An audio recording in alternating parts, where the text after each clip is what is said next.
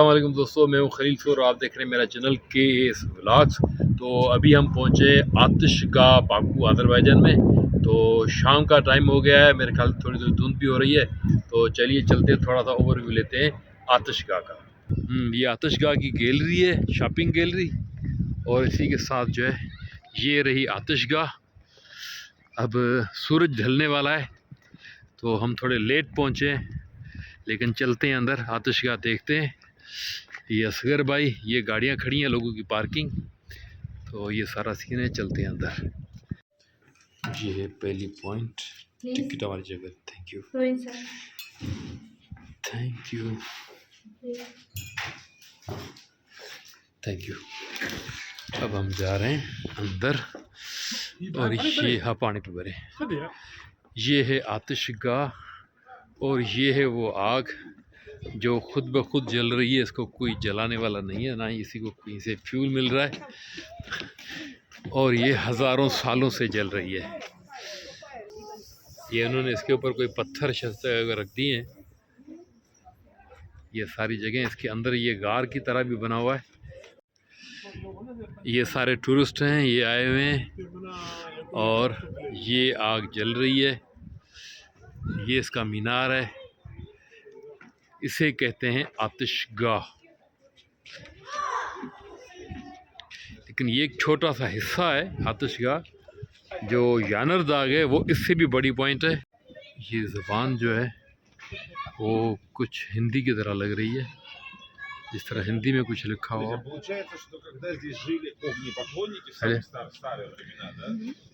ये अरबी में लिखा हुआ है, इस तरह के कुछ पत्थर पड़े हुए हैं।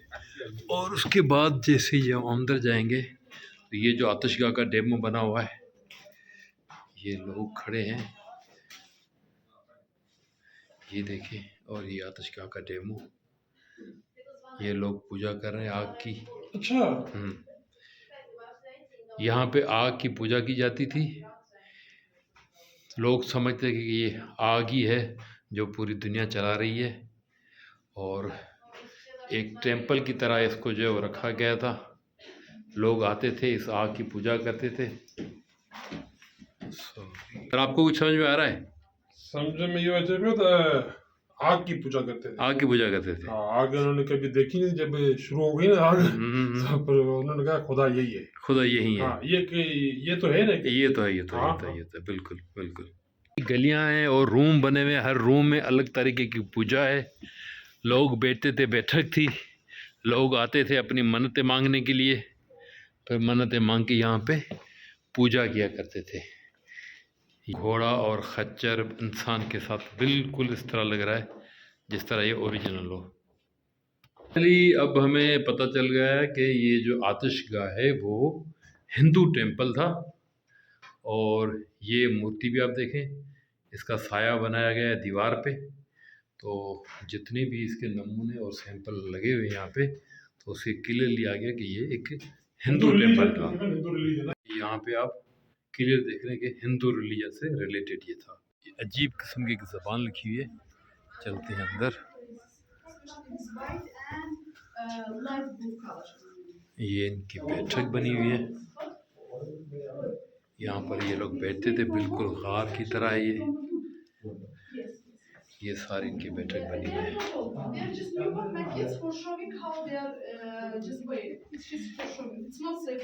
ये बीमारी की हालत में पड़े हुए हैं, तो जो बीमार थे वो यहाँ रखे जाते थे। और सामने जो है ये देखे सामने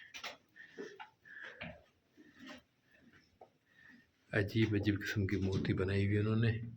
अब ये बिल्कुल इस तरह लग रहा है जिस तरह हमारे मौलाना साहब। अब ये समझ में नहीं आ रहा कि हिंदू टेंपल में ये मौलाना साहब क्या कर रहे हैं। तो हो सकता है एक दूसरे का धर्म देखने के लिए आते हों, या एक दूसरे के जो है वो करामात दिखाने आते हो। तो इस तरह का ही कुछ सीन दिख रहा है। तो ये था सारा आतिशगाह का सीन। तो यहाँ पे कहा जाता है कि हज़ारों सालों से जो है वो आग जल रही है और हिंदू लोगों का ये टेंपल था।